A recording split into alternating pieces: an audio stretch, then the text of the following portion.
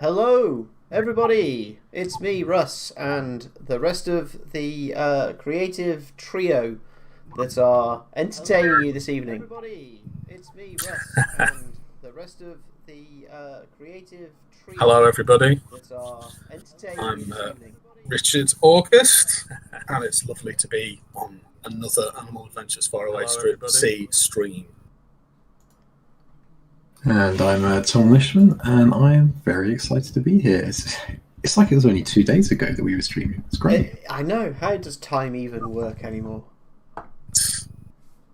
Right, so let's have a chat. Welcome. Thank you for everyone joining us now, and everyone who will be joining us, I hope, in the next few minutes as well. We are in the last 25 hours of the Faraway Sea Kickstarter campaign. Very exciting. Obviously, we're delighted with how everything is going. We're all quite tired. This is our final push to get to the end in true style. So I'm going to be handing over to Tom very shortly. He's very much the star of tonight's show.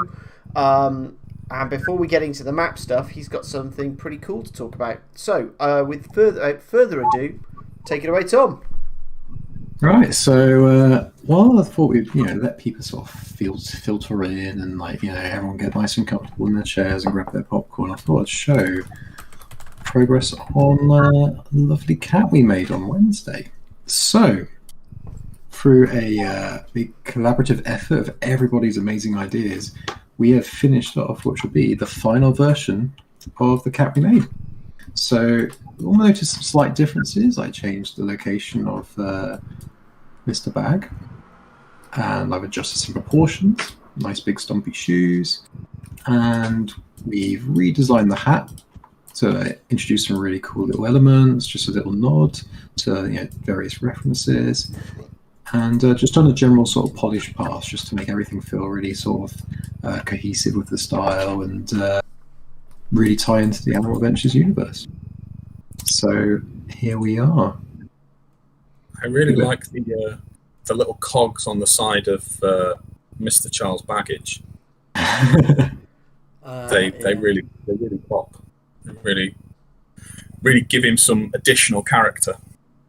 Oh, and he's got a spanner. He has a spanner. He has a spanner. Emergency spanner. This is like, He has a spanner, yeah. Yeah. Emergency use only on that. And just for a bit of fun, I've messed around with some colours of how I imagine people might want to paint her. So. That looks so cool. Is it my imagination, or have you actually taken a little chip out of the edge of the teacup as well? I have. It's a very small chip, and it probably never make it to the final production. But just that little nod. It's probably the smallest nod you can imagine. But yeah, that is a small chip. It's a very small chip. It's looking fab. Yeah, so good. Really, really excited for this mini. It's going to be a really fun one, and technically it's two for the price of one because you're getting Mr. Baggage right here. He looks so cool.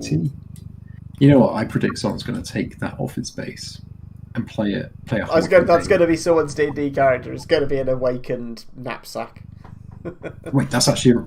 Hey, write that down. Kickstarter. Yeah, write it down. Yeah. Where's my notebook? Like, if somebody puts horns on it and makes it a tiefling knapsack, I promise to write them a background. I'm putting a beard on mine. It's going to be a dwarven knapsack. Okay, hear me out. So we got mechanical knapsacks, and we're going to think about what other races could we include in that set. Well, about a whole set with all the player characters and mimics. A whole character mimic group. Yeah, and you've got to sneak in, like. Yeah, for example, if you're a box, like you're going around like Solid Snake style, so like stealthing in the box and you pop out, and then like you got to get around all the adventures in the bars without anyone noticing you. Oh, I think that'd be amazing. So if he uses the if the tray is like on a spring, and that's a ranged weapon attack, he fires the teapot at someone. Is that in fact a tiefling? Oh my Oh, Russ, Get out. you are somewhere between The genius door. and monster. Yeah, the line between When it comes genius to- and madness is very fine today. Very, very thin. Right, so letting a few people sort of wander in. We're going to start moving to the mapping. So this will be very different for everyone, including us, because we've never live streamed us actually making a map before, as far as I remember.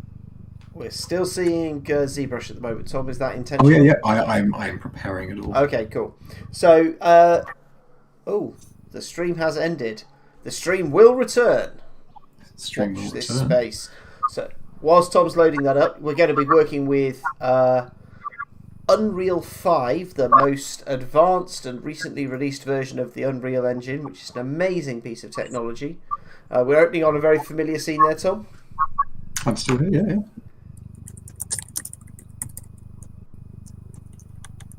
Let me know when everyone can see. We can see something Yeah. that, if anyone has watched the Kickstarter video, looks very familiar. Right, so this is a real-time game engine. A lot of the most popular games use it, and we actually use it to craft our trailers.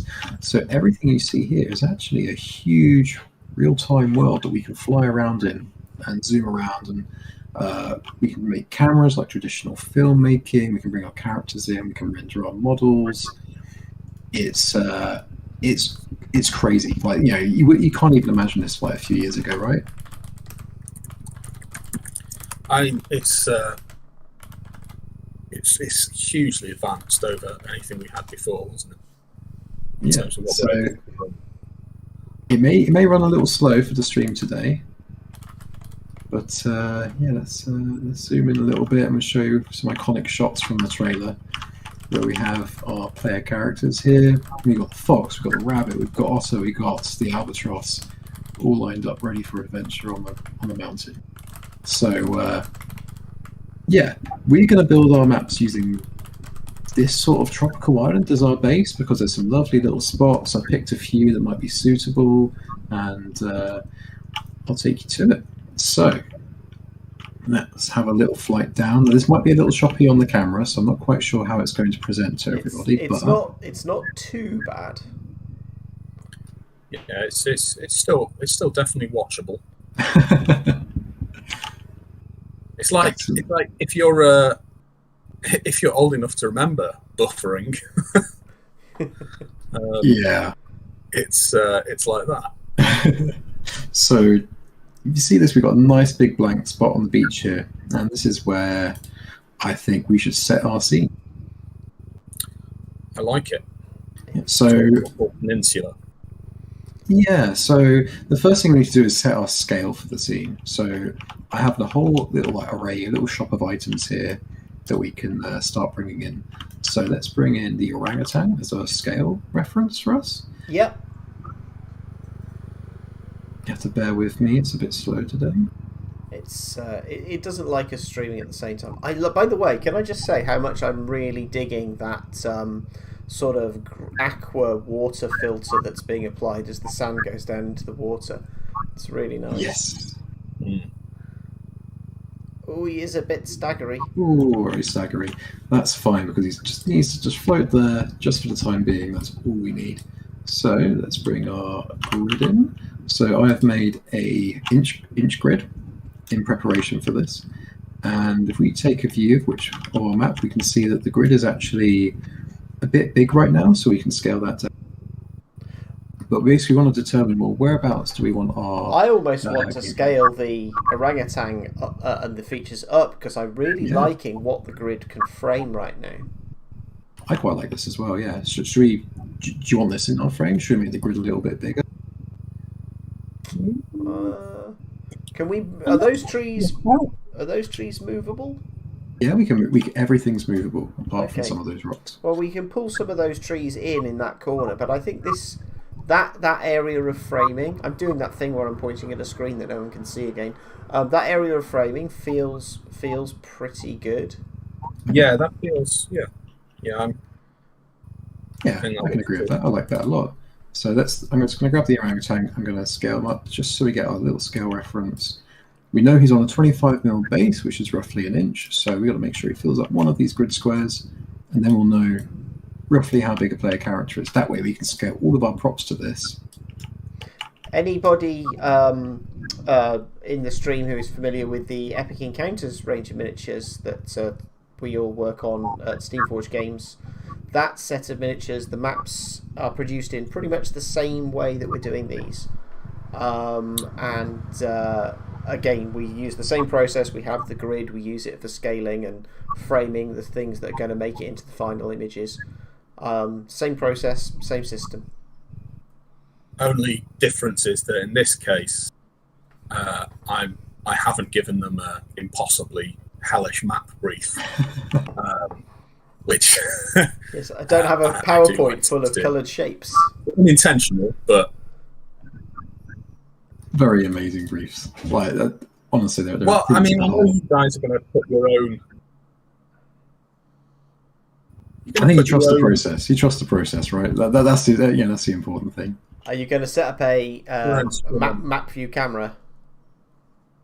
Yeah, so what I've got right now, I've made a slightly separate camera, and this is going to be our view of the map. Now, you see there's a bit of space around the edges, it's not quite directly looking down, and that's because if we make it a bit too mechanical, a bit too, like, orthographic is the word, then things don't quite feel in place. We want to make sure that everything feels a bit more natural. Shadows don't seem to behave very nicely at immediate down distances. So I'm making this camera so I can swap back and forth from it, and we can preview what our map looks like. Now I've left a little bit of bleed around the edges, and bleed is basically just empty space, like the rocks at the bottom, where this palm tree is, and we're going to start bringing elements in to this scene and see what it looks like.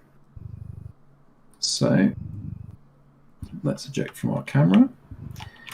Let's hide our grid. Lady Soraya 28, you are right. It was truly awful because our houses are not built to deal with the heat, and I was in fact, for the worst of it, in a tiny little hotel room in Llandudno in Wales, and I'm fairly confident I actually died, and I'm a ghost.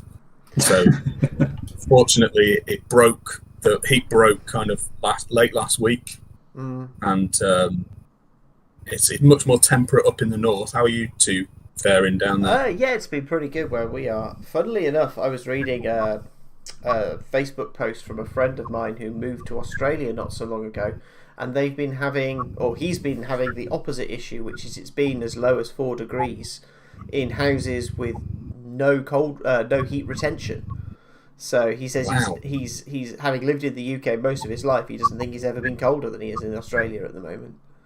Wow.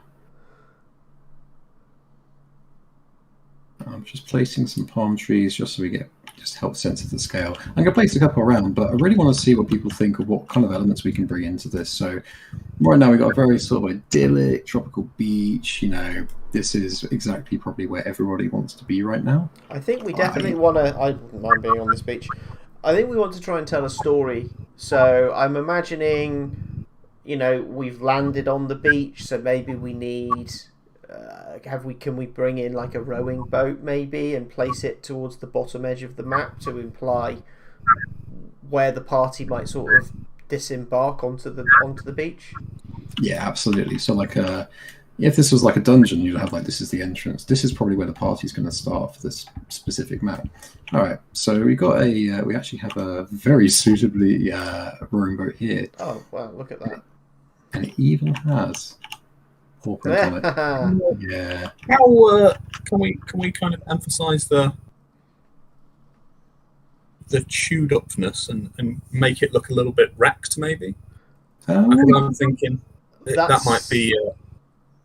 We can definitely bury it in the sand a bit, like it's been properly sort of shoved up into the beach. Perfect. Yeah. Yeah. I like the idea. A little bit of initial danger. Yeah, I like the idea of building a cave mouth into the rocks towards the top of the map, which has just been suggested. I think that's a really nice idea. Because again, it helps create narrative. It implies more space beyond the edges of the map, which is good. I do apologise. For some reason, this is going really, really slow. This worked absolutely fine when I was trying it earlier. I'm going to assume it's because we have video sharing? But it's a bit hard to tell. I don't know. But Is we'll the keep water trying. receding? The water has an animation on, so we're seeing animated like wave cycles, like surf. Some supplies taken off the boat, barrels and boxes to tell the story of disembarkment. Oh yes. That's a good idea.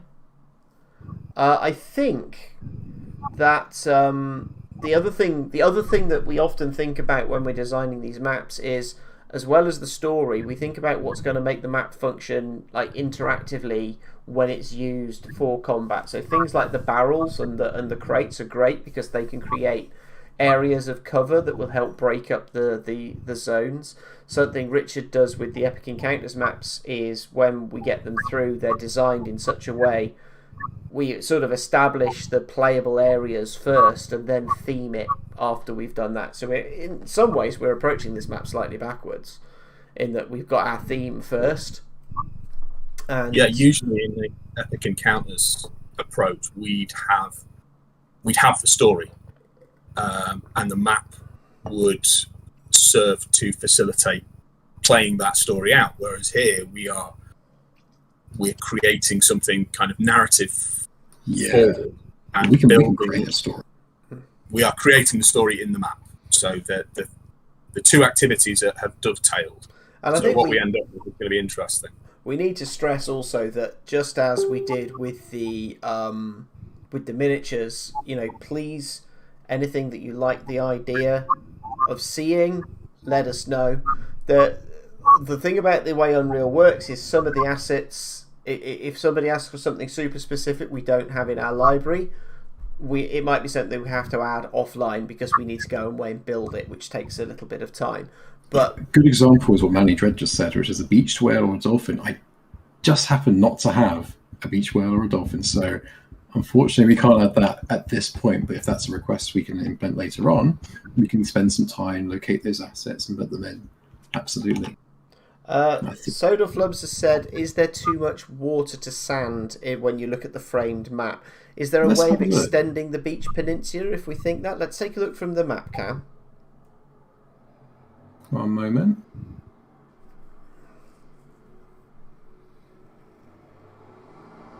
Give it a second. It's thinking about it. It is struggling, isn't it? Gosh. Here we go. This is what we're looking at right now. I think maybe if we were to... So I'm going to make two suggestions. See how you feel about this, folks. We pull the boat a little bit more down towards these rocks in the bottom left-hand corner. And then the area along the bottom edge, if we bring if you have a method, Tom, of pulling some of the sand down, so at the moment we're sort of 5 squares up in that bottom edge before we hitting the beach.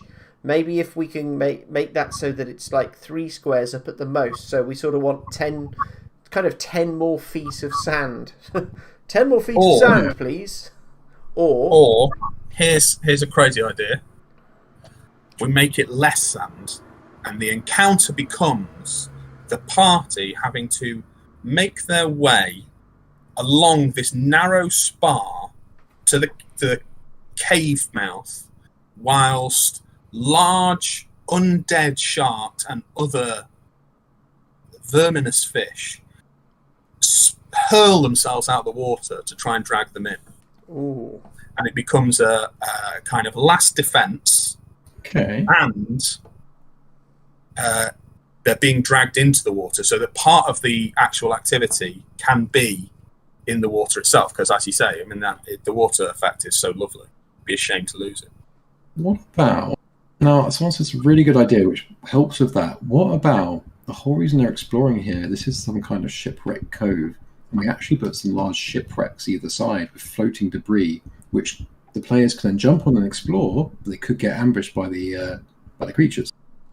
Okay, let's make this really simple then. I mean, I could see filling that space with a shipwreck instead of just water.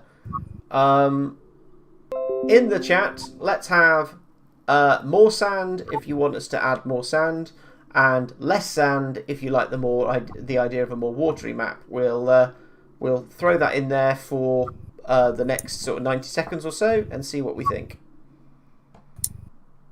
There's a good point on to the map would be far too restrictive as is. So I think what we do is like, well, we got the cave coming up here. We nice little a nice goal. Like the goal is to get to the cave, but what can we add on the sides? What can we do to make this interesting? Because it's very, very plain as is. Ooh, we got lots of votes coming in. I'm doing the maths. More sand is definitely winning. More, or at the very least, as much sand, maybe the shipwreck. Oh, we got a more watery. More sand, less sand. Oh, it's going to be one of those 50-50 splits, isn't it? Sand sharks. That was not on the table. We didn't agree to sand sharks. Oh, now I've said it. Well, I mean, the land shark. We do have we do have land sharks are a thing. Look at me counting. Ooh, that's a lot of votes. It is.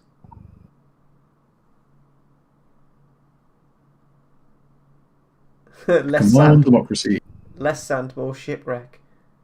The shipwreck is definitely favoured, I think, regardless, Tom. I really like the idea of the shipwreck as both a retreat and also possibly a kind of additional complication. I wonder if there's a way of actually combining the two, which is we fill some more areas of sand in, but rather than deleting sand per se, I don't know if this is possible, Tom, to sort of punch some depressions into the sand to give us some like almost like rock pools, dotted through. Well, that's nice. What I could do is, you see the bottom lower half of this map is actually I could make it a rocky outcrop and the nice beaches at the top. So I could definitely try and do that. Yeah. I need to turn you down a bit, apparently, Tom, because you're peaking. Let me. I'm peaking. I'm sorry. That's okay. I'll be quiet. You will be. We'll try that and see if that's any better. I'm speaking. Hello. Any better? Well, I mean, it sounds fine for me. How about? Yeah, all good here. How about we? The tide pools idea. Let's get. Have we got a shipwreck we can pull across? Yeah, let's grab a shipwreck in here.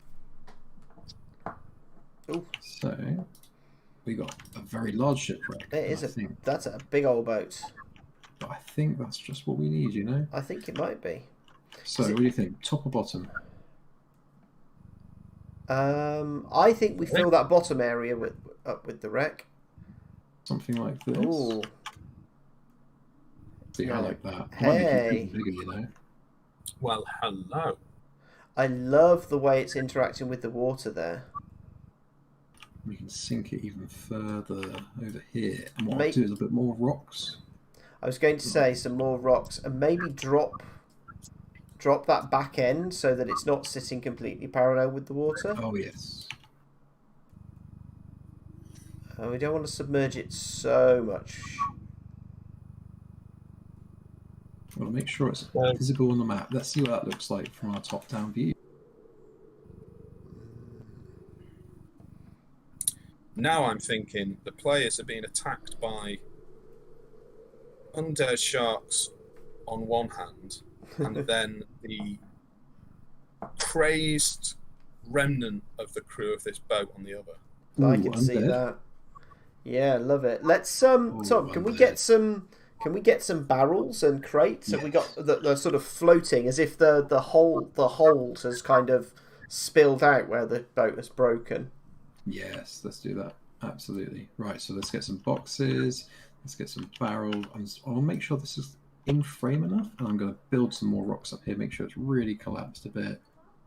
I'd maybe bring the boat vertically upwards, so a little bit more of it is visible. I think it's just a little more buried than. No, sorry, vertically, as in towards the camera, lifting it out of the water a bit more. There we go. Just so we've got a little bit more hull to move around on dry land. And we can have all the scattered boxes and barrels here. Yeah, I like this. Yeah. Right, let's find ourselves a box. So we have a huge library of assets that we can find in here. So if we search box, we got a whole variety of boxes and crates. Let's try crates. Yeah, we got some crates. I like I like that covered one, and there was one in the box view as well that was quite nice. Cannonballs. Oh, a cannon. That'd be cool. Quite embedded on the beach. Let's do it. Camera will move very quick right now. Let's get a cannon and an anchor, because why not?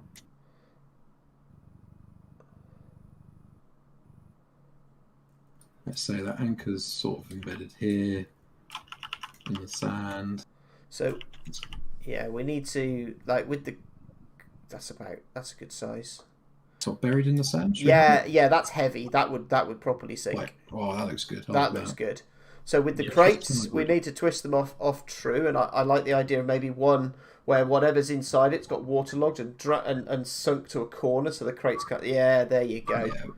But how cool would it be to sort of like a proper like stepping stone challenge to try and explore the wreck? Like, that'd be great. That's very nice. Yeah, Sink that one. Maybe want to make the water look a little deeper to make that look, because at the moment it looks relatively wadeable. Yeah, I can make it deeper. We'll have a little look at the sand. Yeah, we'll have a little look at that. I'm going to get some barrels in here because, of course, there's going to be barrels. Grab a whole selection. I was going to say, can you grab like a group of 4 and just drop it? Yeah, there you go. Look at that.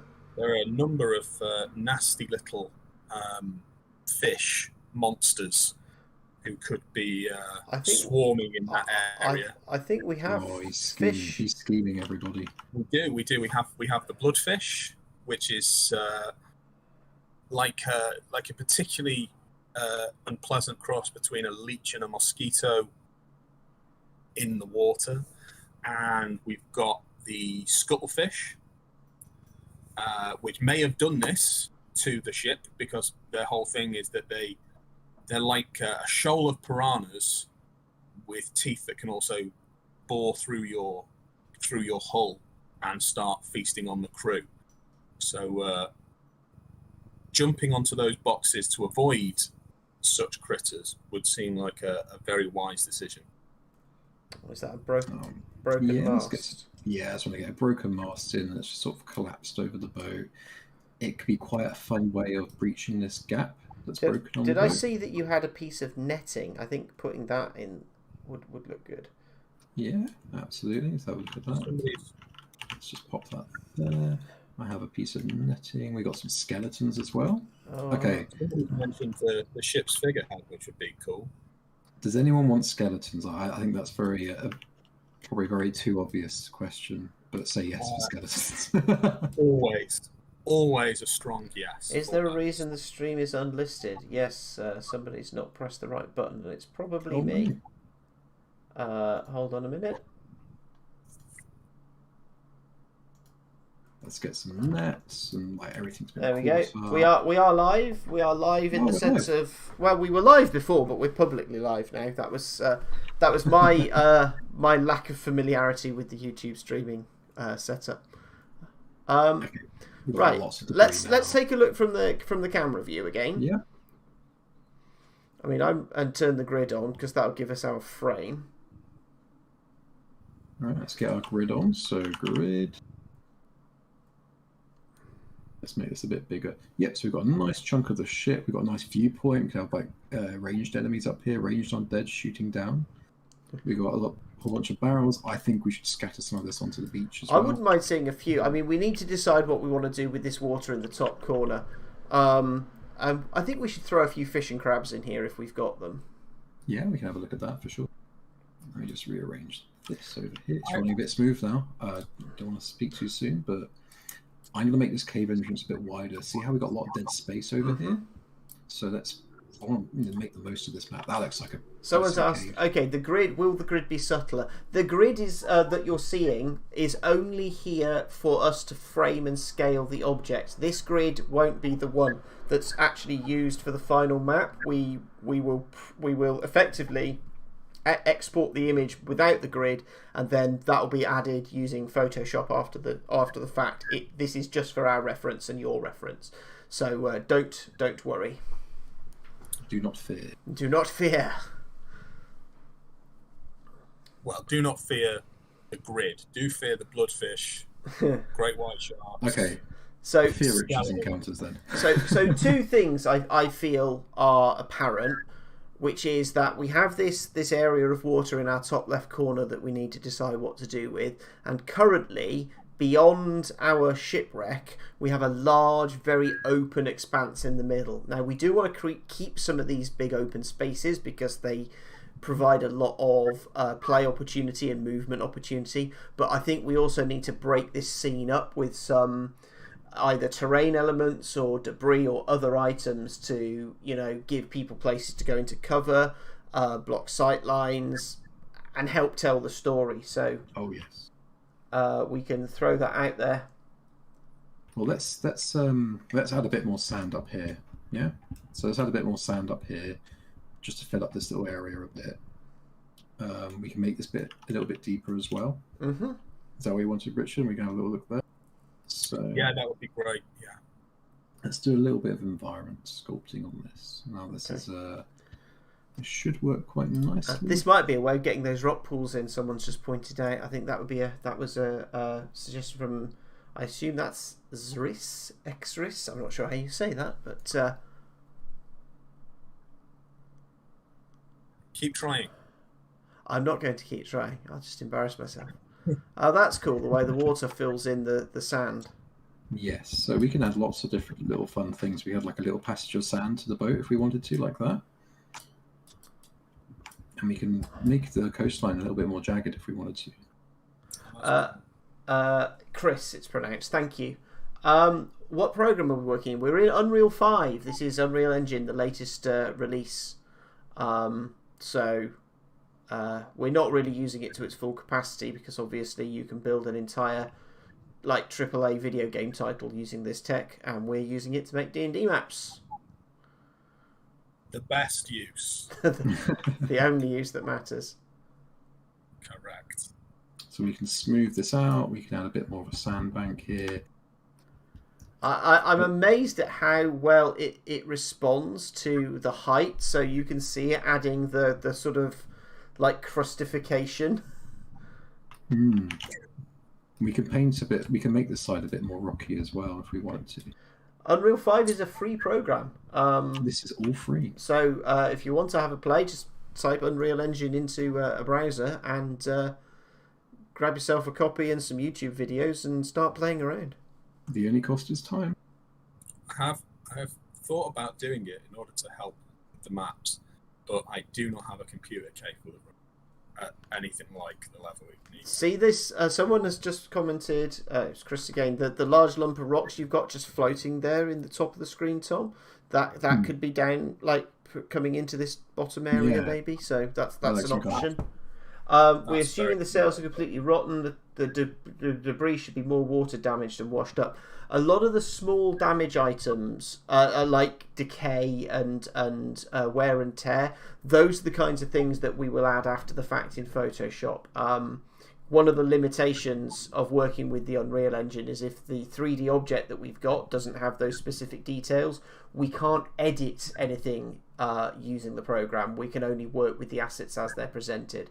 So were we to, say, for example, decide we wanted to break the shipwreck in half, the next hour would be Tom taking this into a different program and breaking it up and then bringing it back in.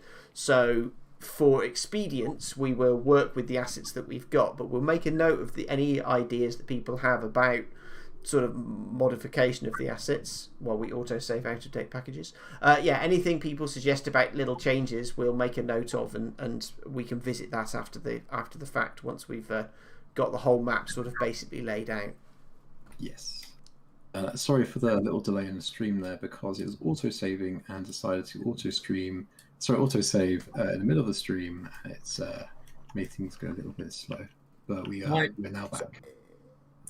My take on the sails twisting vine is that the sailors who were wrecked here and are still here in some capacity and have either been corrupted by the island or just gone mad through isolation and lack of fresh water have stripped the boat of anything useful.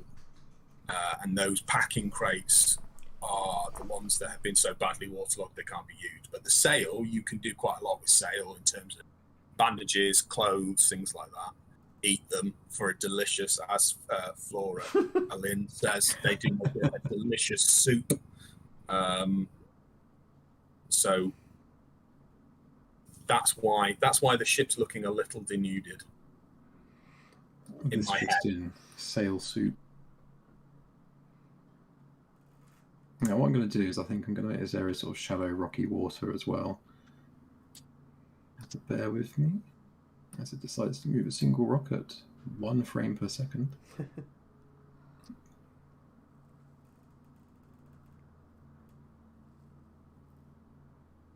Okay, so we filled up that area quite nicely now. Still some adjustments and arrangements to go, but I'm pretty happy with that bit. Okay. And your cave area, yes. Do we need to put a capping rock on there to deepen the shadow? I think that'd be a great idea. So let's get a rock in here that can just suitable. I'm going to look through my library and just find a decent sized rock. That'll just stop the light from coming in.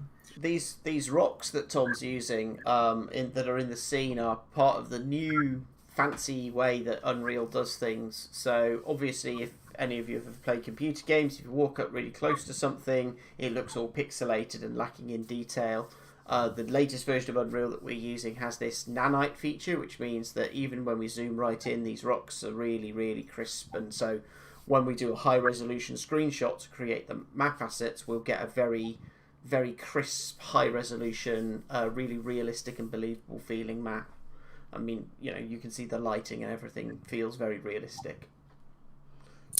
We've got the wonderful Ginny Loveday in the chat has come to request a paw print shaped tide pool, which I'm a big fan of. She is echoing. Oh, is that? Sorry, Flora Lynn. Yes, I'm sorry. Flora. Yeah, and Catherine M also suggested that. I do like the idea of a paw motif in here somewhere. Yeah. Well, embedded in the sand, I can see if I can sculpt like a little paw print now and that. That'd be quite fun. This will be interesting. Ginny wrote some great stuff for the book. She wrote a couple of the new animal species, playable species for us, and all the stuff she did is fantastic. So everybody give her much congratulations for being a great writer and part of our wonderful team. Much love in chat. Could we have a little paw print in the sand just where the party starts? Which now makes me think this is some kind of Kong Skull Island. There's a giant dog somewhere. There's giant. There is a Pomeranian that's like King Pom. King Pom. Oh wow. The jokes are there today. Dear me. You can tell we're at the end of the Kickstarter, can't you? King Pom. I'm just finding a suitable rock so we can block off this cave. That looks good. Devin Rue has joined the chat. A new player has entered the arena. Welcome. Hey, Devin. So, obviously, Devin Rue will be producing some of our amazing island maps, not supported by millions of dollars of research into fancy 3D technology, and doing it entirely through talent, which is the other way to create maps. Her maps are absolutely unbelievable. They are stunning. So excited by the people we're working with on this project. It's amazing. You have to bear for me in a little second. So some of these rocks that I'm using are actually 3D scans of real rocks in real deserts somewhere around the world. So they're quite intensive to bring in, but they're very high detailed. And this one's purple. It shouldn't be purple, but I will make it a different colour. I love Sodal Flub's suggestion that that rock pool is actually not a sign of a huge dog, but a normal sized dog just with one really big foot. Just the one. Just the one. A single. Is it Gulliver's Travels where there's the characters that are just like they're like small people but they have one enormous foot and they sort of jump around? Is that a No, isn't that Gulliver's? the Jubblies? Oh, it might be. No, it's C.S. Lewis. It is C.S. Lewis. It's The Voyage of the Dawn Treader. Yes, of course. Even how perfect The Voyage of the Dawn Treader is kind of, there's a bit of that DNA in the Faraway Sea. I think that's a fair statement. The book it's about a group of adventurers traveling from island to island. At least one of them is an intelligent talking animal. Yeah.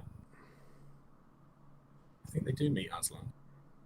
No, the mouse. What's the mouse called? Isn't he? Oh, yeah, there's the cool Reaper Cheap. Yes. Reaper Cheap. Oh my god. I've just remembered what happens in The Voyage of the Dawn Treader to Reaper Cheap, and I may have to go and have 5 minutes alone just to collect myself.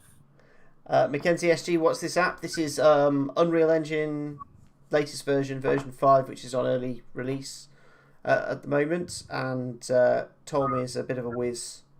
So that's, again, looking at the grid framing. I think we may actually need to pull our cave entrance down a little to capture it fully within the confines of our grid. I completely agree. I'm going to bring that in now. So it'll move in a little bit to this palm tree, but that's fine. This is a really big cave, but I like that. Big caves mean big monsters, right? Big caves mean big action. Big action, Well, big monsters. That's the new epic encounter tagline, if ever I heard one. Okay, I like that. So we got a lot of rocks going on. I'm just going to move some of this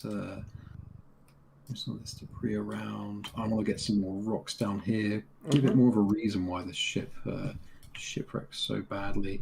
And correct me if I'm wrong. People wanted skeletons, right? I seem to recall some skeleton Always action. want skeleton. Always want skeleton. Oh, maybe we can put them in the kind of almost just along the shoreline. I finally succumbed and started pointing at the screen. Oh, no. It happens to everyone eventually. Put them along the shoreline. So they might be creeping up. They might just be there. Could be Who dead. knows what's going on? Might not be dead.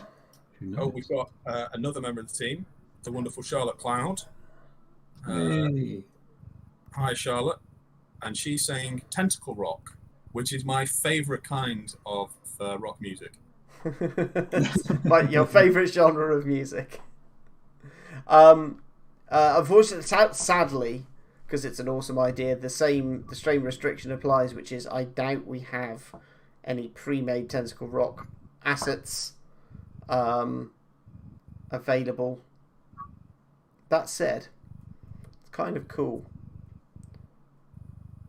Yeah, we have something similar, but I don't think it quite fits the brief. Yeah. Pumpkin for scale. Yes, the pumpkin is. Someone told me that someone wanted a pumpkin on the map. Someone wanted a pumpkin. It definitely came up in Kickstarter comments that someone wanted a pumpkin on the map. Yeah. I'll be honest. Given that I when I saw a pumpkin, all I now want is a pumpkin on this map. Should we make it so this island, all the palm trees grow pumpkins? Oh yes. Yeah, great. Scaly pumpkins. I have no words. I think. Can I just flag that pumpkins don't grow on trees? Squashes are a ground-based plant. Well, that's very true, but this is a magic. All right, Grandad. What is this? Squash the fantasy. Unbelievable. There we go. Lovely. It's a lovely pumpkin in a tree. I mean, like That could be a islands made of glass and floating islands I can cope with, but this just feels unnatural. It does feel a bit unrealistic. This is what I need, Russ. The number of islands, the number of times I've woken up to Slack messages from you like, what about an island that's all made of glass, is inverted, explodes every 5 minutes? Well, that These is insane true. ideas, but you draw the line at pumpkins on trees. Every time Tom adds another pumpkin to a palm tree, I think poor old Devon Rue dies a little more inside. Right, so I think we're at a part of this map. Let's check our camera. I think we need to have a proper good look at it. Let's get our grid on. I want some suggestions in the chat because we got a nice big empty arena space here. What do we want to fill up? We could do ruins. We could do building ruins from some ancient lost civilization. Could we do like the kind of giant rib bones of some creatures or something? Like quite a huge, like a giant skeleton embedded in the ground. That would be pretty cool. Oh, that could be cool, yeah. Well, let's see what chat thinks. So, I like a tree octopus, Grace mechanic. That's cool to get. Should we do a vote?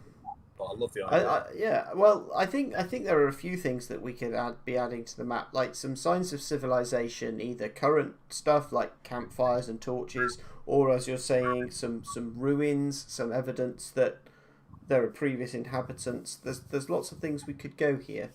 So what do you want to pass this down to, Tom? Well, let's go. Do we want ancient ruins of some kind of civilization, or some kind of maybe ancient fort or fortress that used the cave as like a little outpost? Maybe it's like a smuggler's cove or something. Or do we want maybe something a bit more ominous, like giant skeletal bones embedded in the sand? Like maybe running a path up into the cave. What do people think? So we're going ruins or bones? Ruins or bones. Okay. We've lost your camera, by the way, Tom. I'm not sure what's I happening. turned it off, so this can run quicker. Right. Fair. It's all linked, I promise. Okay. It's all intention.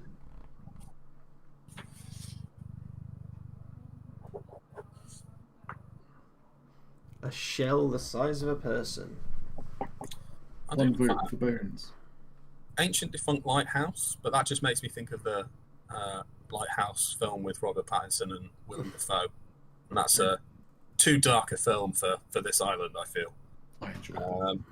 I think It's a great film, but it's It's a journey. it is.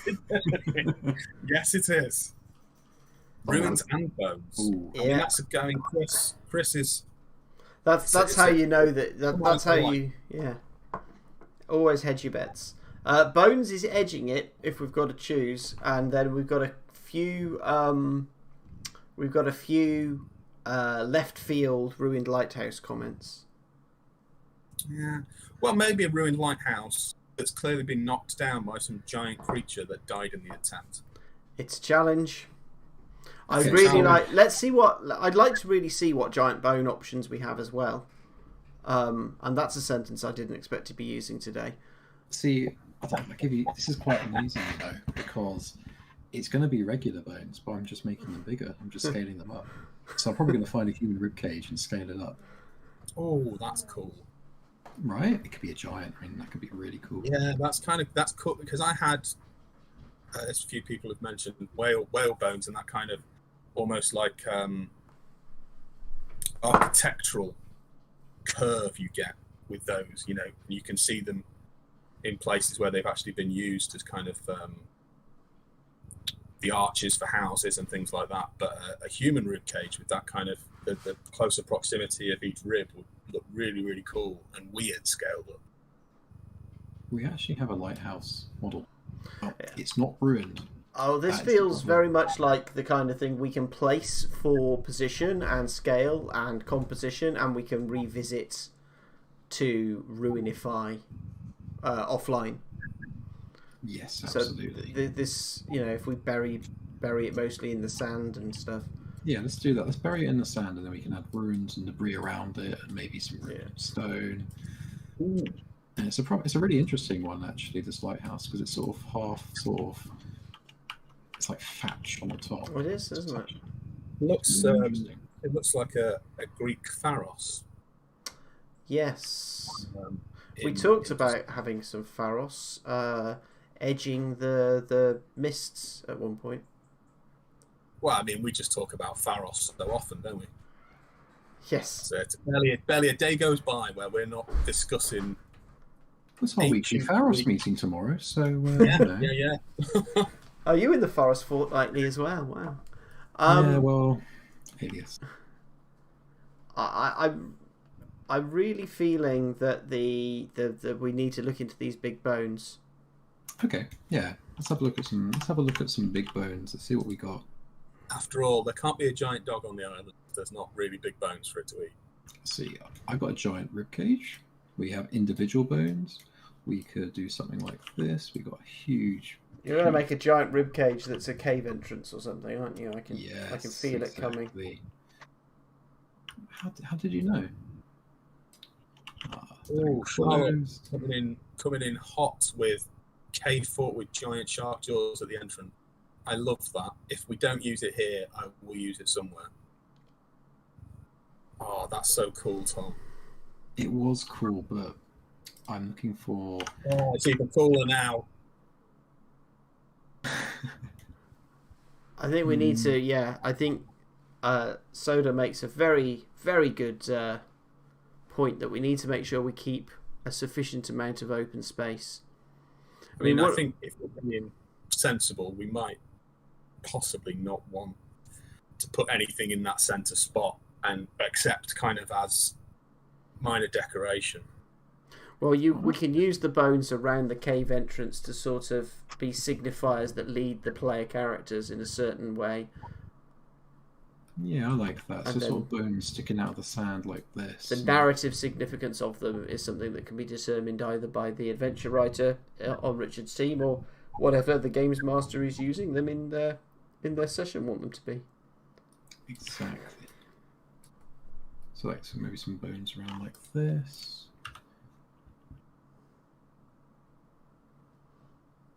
What do people think?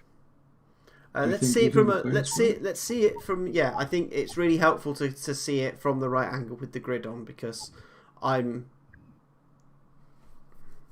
See, right. So this is a trick we usually do when we're doing things like this. What we'll do is we see the bones are looking straight down at them. Mm. If we angle them backwards, now from the ground view, these will feel really, really lean back. But from the top view, they'll feel, oh, that's about right. That works quite well. So we can take this bone, we can angle them, move them back like that, and go like, oh, that's really cool. Like all around like the cave entrance like that. There's like a proper warning of don't enter. Something like that. They're kind of cool. Can we adjust? Can we adjust the sun? Is that a thing we can do, Tom? I'm aware that we're getting quite long shadows now that those bones go vertical. I think if we could maybe bring the sun slightly more upright so that the shadows that are being cast aren't as extremely long.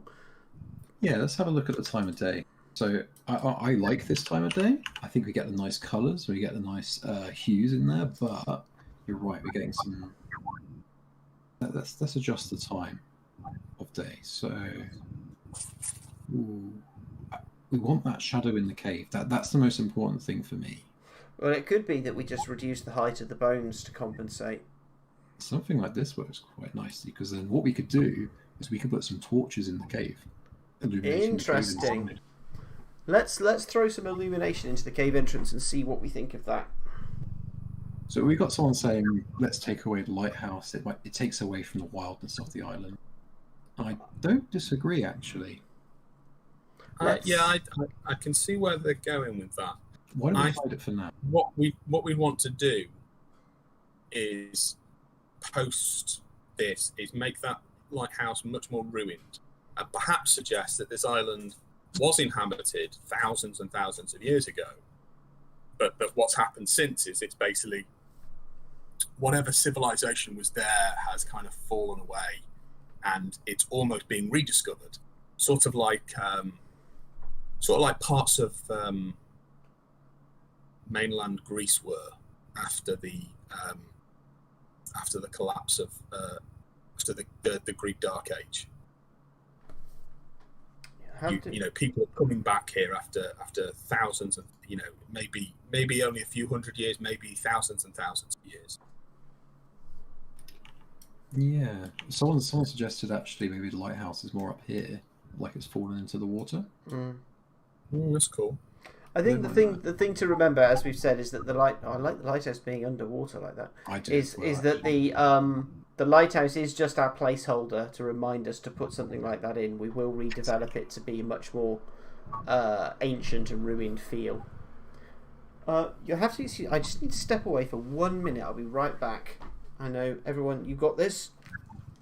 Yeah. So let's populate a couple more trees just around here, just to make it feel a bit more like you're entering to a more kind of like further away from the beach, and you're getting into a more sort of tropical, jungly area. Maybe as an indication of what's in the cave. Let's get some torches in this cave, because I think it'd be a really nice spot on this inner wall. That'd be really, really good.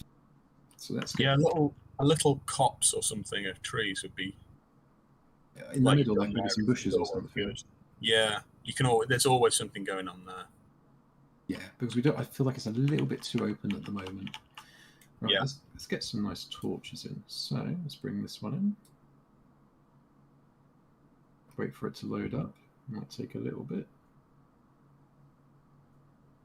Yeah, as Sodor Flub says, don't worry, it's not going to be left like that. It is as Russ has said, a placeholder to remind us what we want to put in there.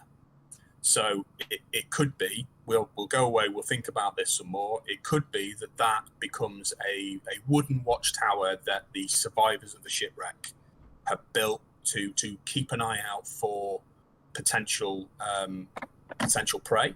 It could be that it's the remnants of an ancient civilization people have lost. It could be it was made by awakened animals. There's lots and lots of potential there.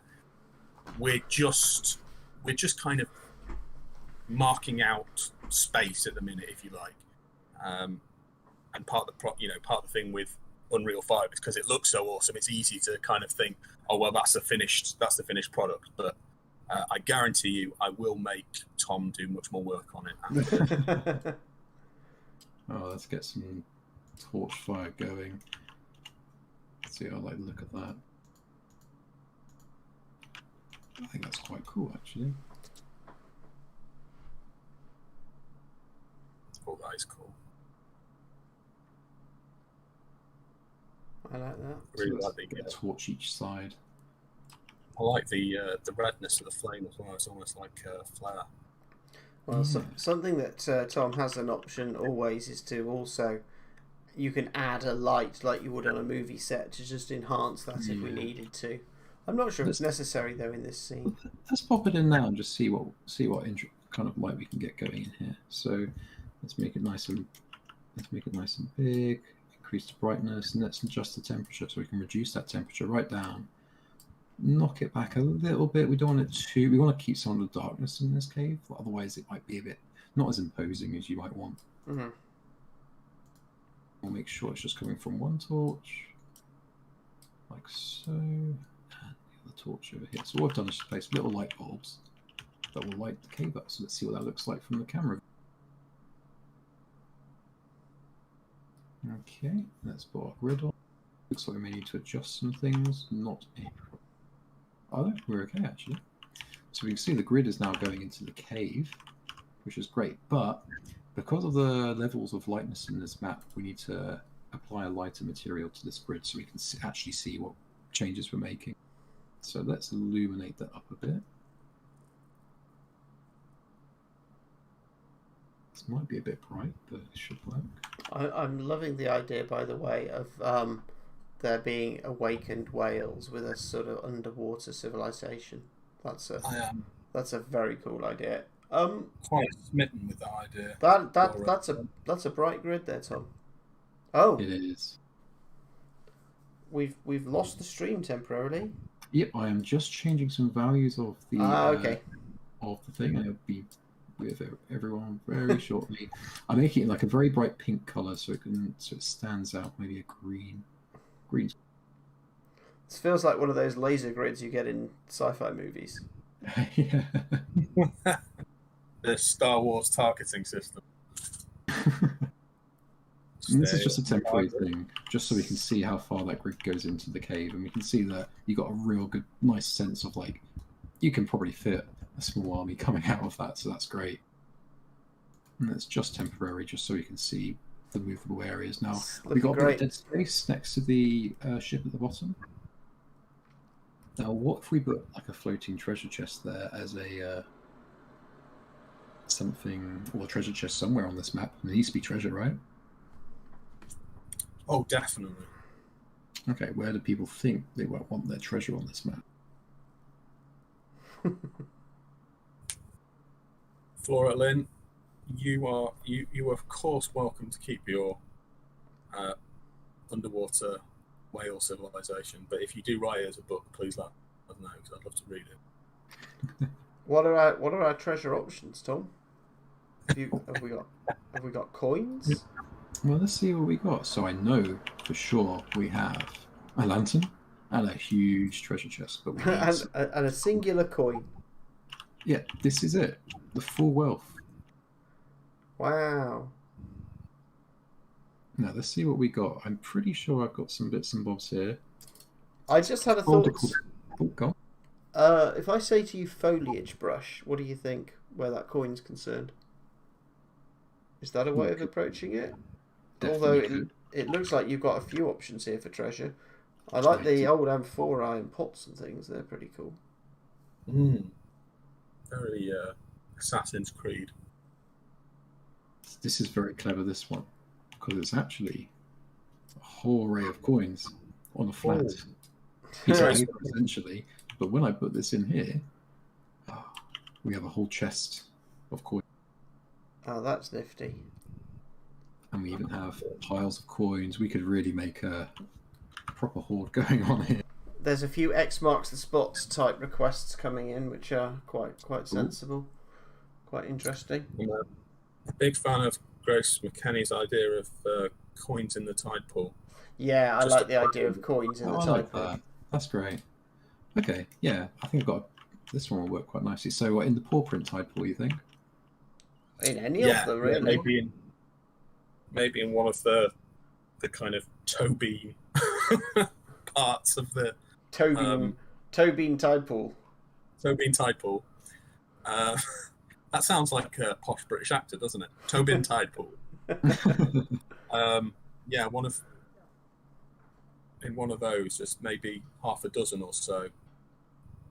Well, I think I really like Russ's idea of making a foliage brush. Now, this is this would be quite an alien of a thing to most people, but this could be really, really, really fun. So you know how I was manipulating the environment and sculpting like the little paw shape? You can actually paint on like bushes and grass. So if we load up our foliage brush, we can actually make a whole load of coins, and that could be really.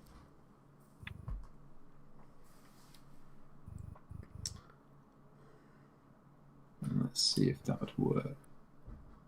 Something I've noticed that we'll have to tackle at some point, it's not important right now, is we need to move where the surf is. Yes, I've seen that, yes. Okay, so now wherever I paint, we'll make coins. Now we need more coins than just 4. We need a lot more coins than that. Let's make the density like 5,000. Oh yeah, see, that's cool. That is very, very cool. Okay, so let's scatter some coins in here. So I'll need to move some of this watery waves. Oh, it's making them float, which isn't the most ideal thing. That's, yeah.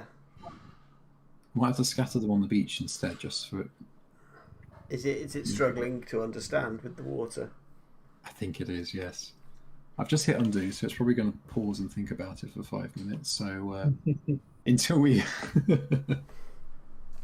In the meantime, while it's deciding to freeze, where should we put our treasure? Where should we actually put a treasure chest? Should we put it in the wreckage? Hide it in some bushes next to some palm trees? Someone said make a X marks the spot with a bush or some trees. All solid ideas. I support any of this. I'd like. Oh, hello! It's auto saving, so presumably the undo has worked. I think it would be really nice to, again, thinking about our narrative. I'm not sure if we've got a few coins scattered around. We want the treasure chest in the map as well. I like the idea that the treasure chest is a goal, and this is an indication of where that goal is. Okay. What about it was a line of coins leading into the cave? Or is that too obvious?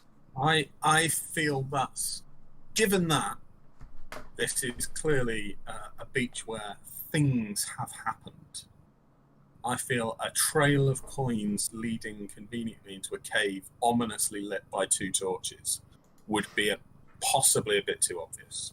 You think? It's a trap. I mean, yes. I mean, I don't think we need Admiral Akbar to tell us. Do we want? Do we also want to thinking again about things we can scatter? Maybe some weapons or equipment for our Like some swords buried into the sand, some axes. A great battle happened here. I've hit undo again, and the program has decided to go black on me, so you have to bear with me for a few seconds as it's loading and thinks about it. This is the constant trauma that we face with Unreal. I'm impressed that it's not crashed yet, actually. You had to say it. I know. Oh, those are a bit too Those are big coins. Any adventurer would be happy with that haul. You could retire with a couple of those coins. Whoever made the footprint must have have a hole in their wallet. So, okay, let's get some weapons in here. Let's get some embed a few weapons, and then someone said about some fish. I think we can definitely pop a little bit of sea life. I know you've got some nice coral and anemones and things.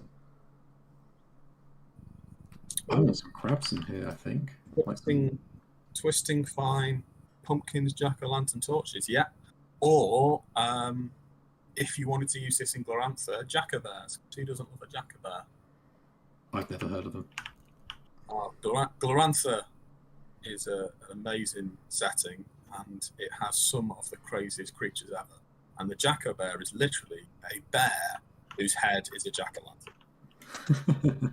Is it was it Apple Lane? Was that a Glorantha supplement? Apple Lane was one of the first Glorantha adventures, yeah. I just remember with a picture of a sort of Robin Hood style duck, like walking along. I've got unsurprisingly, that's the thing that I remember about it. I mean, a lot of people don't like the ducks in Glorantha. I love them because I think they're weird and silly, and I like weird, silly things. Yes. Because there's a lot of weird, silly stuff in the real world. Yes, I don't. Suggested... Sorry. No, Tom, please. Yeah, someone suggested we have some skeletons in the cave. And there's a really good skeleton model in here, which I love. And it's actually a skeleton that's been sort of like slumped down on itself a bit. And I think that'd be great because we could prop it up against the wall here. Oh, the one that looks. Yeah, I know the one you mean. It looks like it's sitting, leaning against a wall. Yeah, and we could have maybe a sword or a dagger sticking out of it or something. Maybe people have ventured here before. Sorry, can we just look at these ruined huts? Are they ruined buildings? Top. Yeah. We got elements like this, which is the parts of ships and boats. Bits of the ship as well. Like that. So we could throw some of that amongst the wreckage under the water. Like maybe that's what we fill up this little space at the back with. Are you typing, Richard? Did you just beat me to typing Glorantha? Yes. I did. Something like that. That's very nice. Let's not get distracted. Let's get our skeleton into place. Yes. The trouble is, every time you open up the Unreal menu, we see more cool things that we can play with.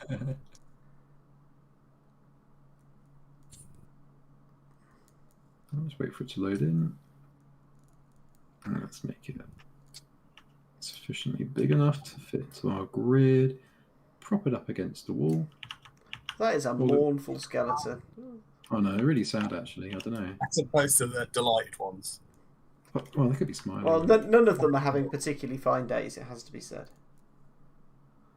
And this is not... I actually kind of love what we've made here because it's a very idyllic location and we're making it very non-idyllic.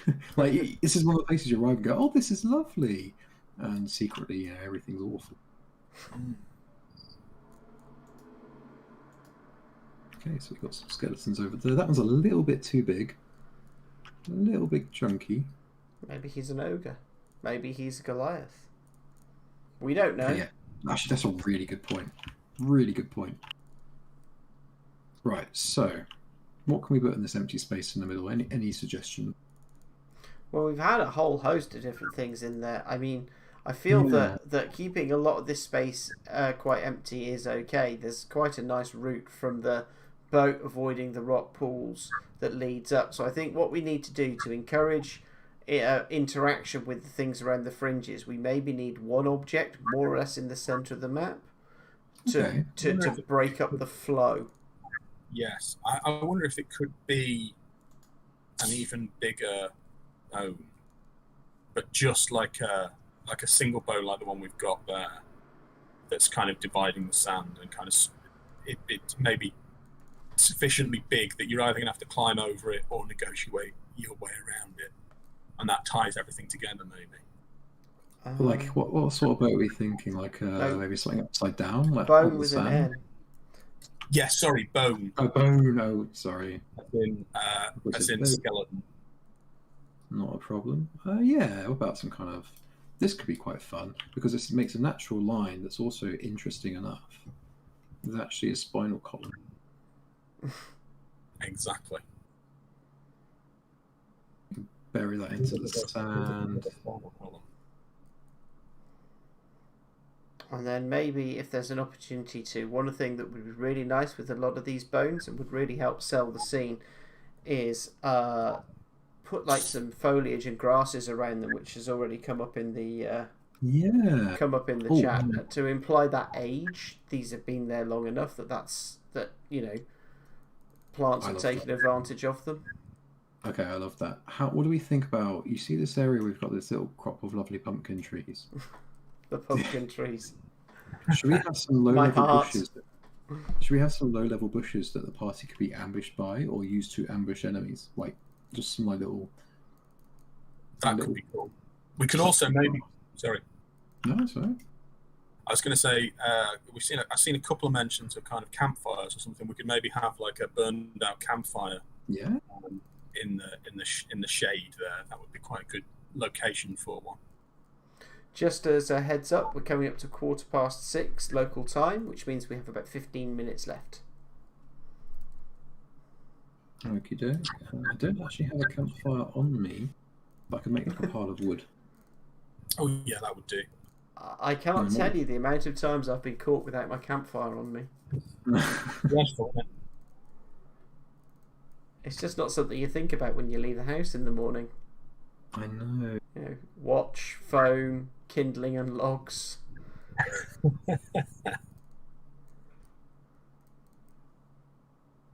And what we can do is we can leave this as our little note of, okay, there's going to be a campfire here, and then what I'll do or is it the X that marks the spot, I wonder? Oh, it could be. Well, in that case, let's leave it at that. Ambiguity. Something like that. So we've got like a little X on there. And let's get some ambush bushes. Let's see what we got. We got a whole library of foliage here.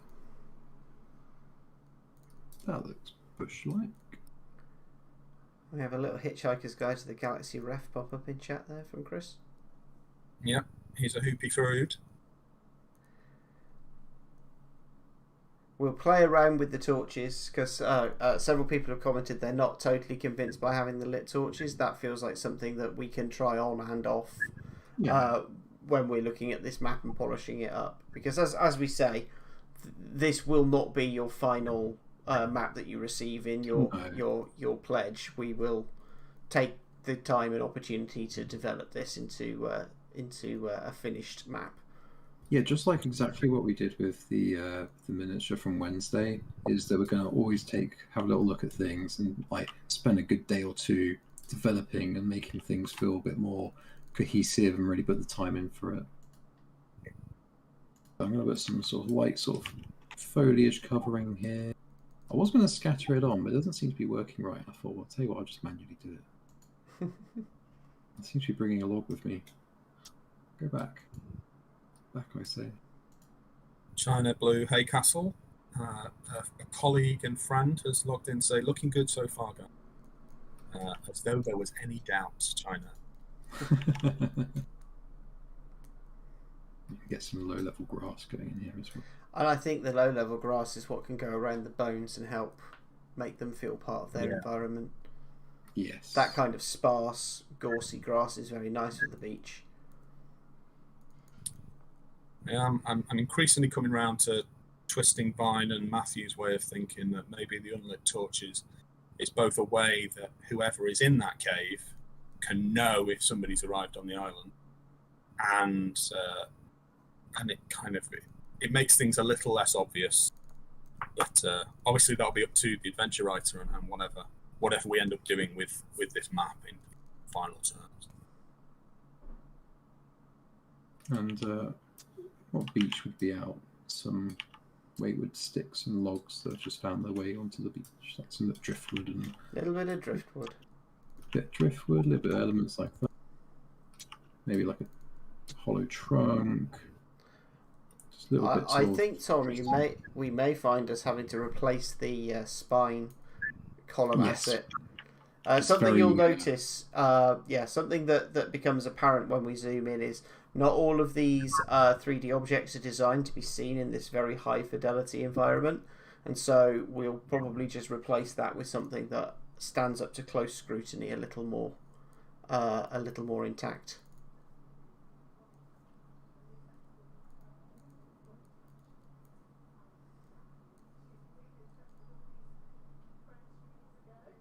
Right, so let's have a...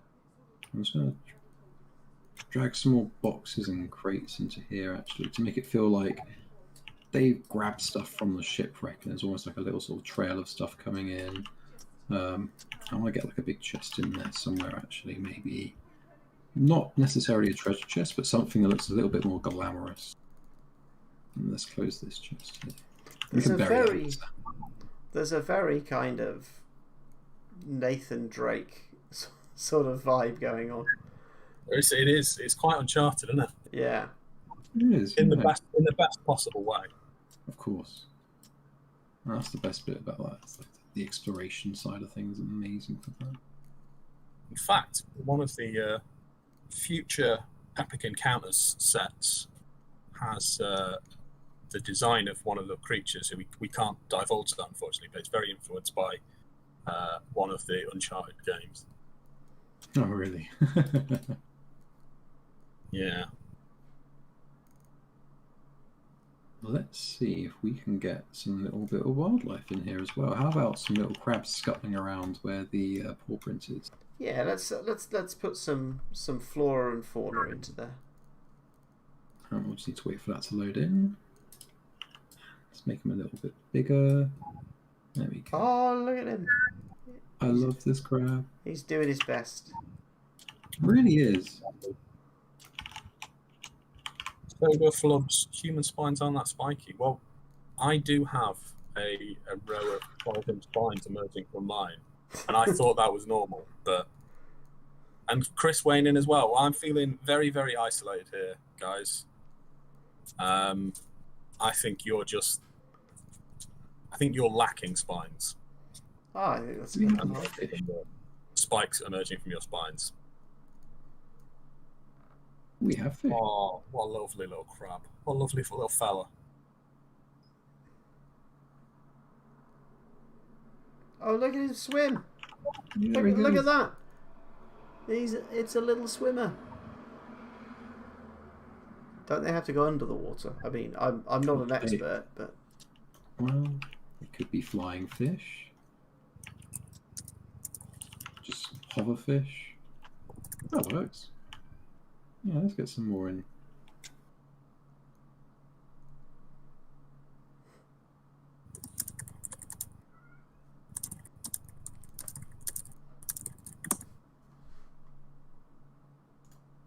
Let's make sure this fish does go underwater.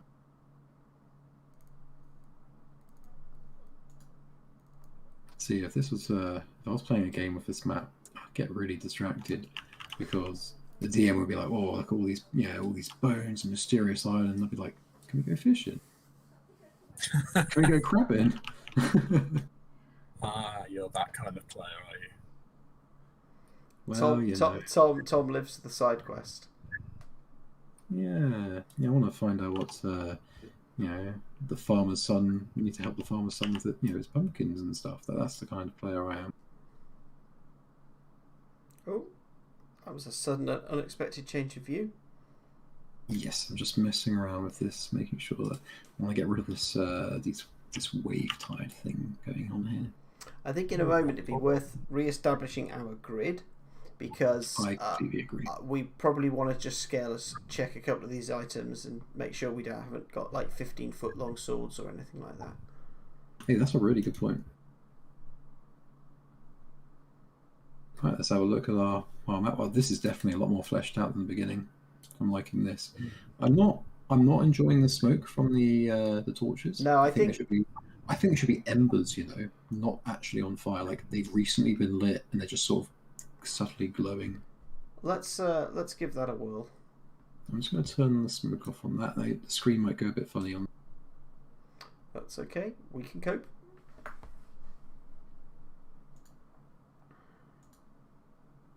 That's better. Yeah. Yeah. I'd be tempted to bring them down even further, but that's something we can tackle after the effect. So we've got a 5 to 7 foot long double-handed axe. Those crabs, I mean, that crab is probably about 2.5 feet wide in real life. It's a big crab. I mean, I don't hate it, but it is a big crab.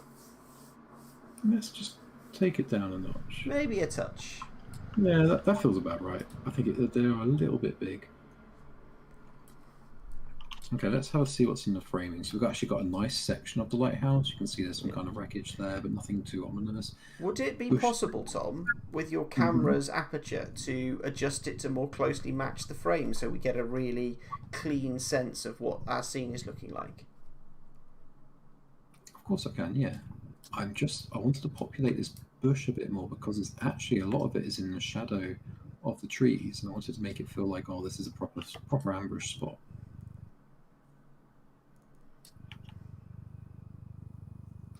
You have to ignore the floating bits of log. There seems to be a bug where every time I duplicate an object, it's bringing a log with me as well, and I don't know why. That's quite unusual. Right, let's adjust this camera.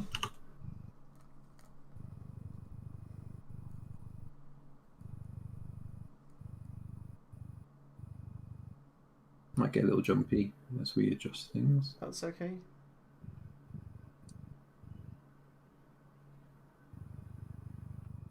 There we go. That's a little clearer. Yeah, and this is what our map's going to look like. So there's still a lot of cleanup I need to do. You can see that this the wave is still in the way. Let's move that out of the way. In fact, let's just hide it for now. There we go. So we've got a shipwreck down. We've just launched on the beach here. We've got a paw print symbol. Maybe that's the landing symbol. We've got some little crabs. We've got some little fish in the water somewhere. Really big axe, bunch of skeletons. Don't know what's going on. I'm enjoying this. I think the bones give it a nice thematic feel. Yeah, it's good. The submerged stuff from the shipwreck. Yeah, the stuff underwater is really cool. Forgive me on that one. I'm just adjusting the exposure because you can change all these settings. Wow. Because I thought the beach was a little bit too glaring. We don't want it to be too like white empty space. There's a good note coming from Twisting Vine that because we've changed a lot of the other elements, where the boat has landed, that's like the worst part of the beach to land your boat on because you'd be stepping straight out into a deep rock pool. So I love that. Let's move it up a little bit. I think here seems reasonable. Yeah. And then what I'll do is I'll just move some of this wood out of the way a little bit. Because when you get off the boat, the first thing you'll see is you'll see this kind of wall of bone, some bones and some kind of cave in the distance. And you go, oh, well, there's a shipwreck here. Oh, there's so much junk and awesome stuff. And that's where they can be ambushed from. They can be ambushed from the bushes, whatever the GM feels, or how friendly the GM feels, basically. It's good. I'm liking it. There's a lot going on here. So I think we've got 5 more minutes of stream time left, so we're going to be wrapping up relatively soon. Is there anything in terms of adjustments to what we've got anybody would want to see? Like maybe Tom, you could show us just as a I don't know if this is possible, but it might be fun to see what would this look like as a night scene. Is that a thing we could do just before we finish? Yeah, let's change the time of day. Like, no, this will be relying a lot on those torches to do most of the heavy lifting. But let's see what that might look like. That's a really good idea. And I'm also saving, so you have to bear with me one moment. That's quite all right.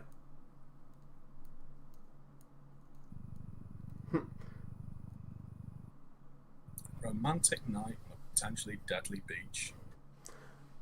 Well, there is something about I do like a night scene map because of all of the sort of illumination you can put in from things like torchlight. And glowing skeleton eyes, yeah. Yeah. And it means that you have that one player at the table who every three words of description gets to shout, "I have dark vision." Okay, that's very night. It's very night, so I'm going to get a big light illuminating from this cave.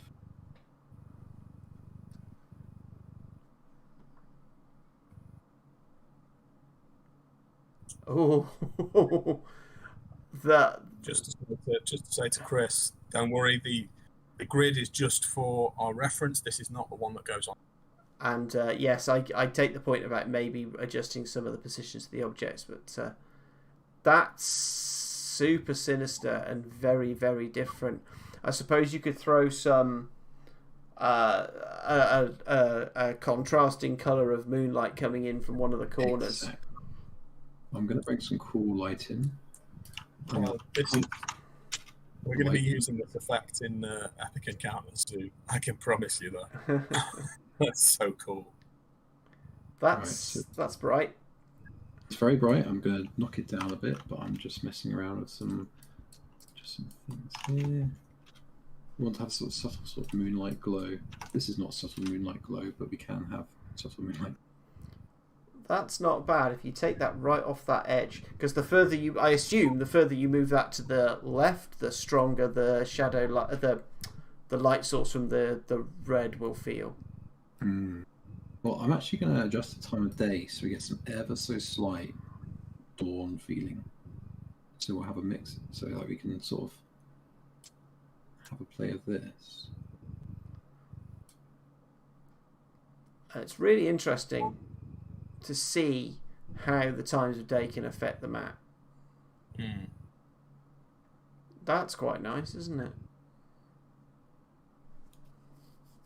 Yeah, I'm just making some adjustments. Yeah. China Blue get a bit carried away with nighttime. Love watching those shadows move. Will you just chill?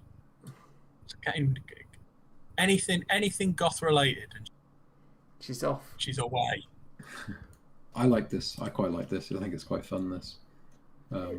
This lighting as it is right now. It's certainly interesting. I think you'd drop the strength of the red light in the cave if you're going to have it like that. Let's knock that down by knock down to 100. Let's try 50. You want it to be nice, sort of like just subtle, maybe slightly less warm. What we can do is make it come out a little bit of the cave right here. Could we make both day and night maps an option? Potentially. It's certainly something we could discuss. The challenge is that we have a set number of physical maps we can include in the set, but of course there's nothing to prevent us doing PDFs and digital maps, so that's certainly something we can look at. It's not something we considered, but you can see the potential for that kind of thing, so definitely worth a discussion. Okay, Tom, do you want to frame up your map for the final, because we're just coming to the end of our stream? Yep. So I think this will be it for the this will be it for sort of like the sort of dawn going into maybe dusk, like we're about to go into the venture into this dark and moody cave. You've got a shipwreck. Here's a good point. We could hang some really cool lanterns from the shipwreck, like just like some old ship lanterns, news torches and stuff like that. Yeah, I dig this. No, it's looking great. Yeah, and then we just turn the daytime one on, and because I can just turn these on different layers. Let's bring our sun back up, and we have our daytime. And we're back to the day. Amazing. There we go. So I'll turn the grid off actually, because Final look at Grace McKenney with bioluminescence in the water for the nighttime view. That would be amazing. I'd love that so much. But yeah, really cool. we have one big battle map. So very nice work, Tom. Spine View Beach, I think. Spiny View Beach, yeah. Spiny View Beach. Now you're saying that, I want to make the spine 3 times as big. Sort of like, players can sort of like walk in between the spines and like use its cover and stuff. Like, yeah, that'd be so cool. Very cool. Well, thank you, Tom, for taking us through the map making process, and thank you everyone who's joined us in chat. Very, very much appreciated. Thank you for all your suggestions. As ever, we couldn't do it without you. We will have a polish pass on this map in the coming days, and we'll probably show a more finished version in one of our updates in the near future. Along with the final versions of our 2 stream sculpted animals, our cat and Tinker Mage and our dog Watcher. We have, as of right now, he said, refreshing the thing, 23 hours remaining on the campaign. So this is it. We're into the very final stretch now. Very exciting time. Until tomorrow, because for us here it's the evening. We're going to bid you all goodbye. Thank you so much for your support, and look forward to more updates tomorrow. Bye bye now. Yeah. Bye. Thanks for joining us.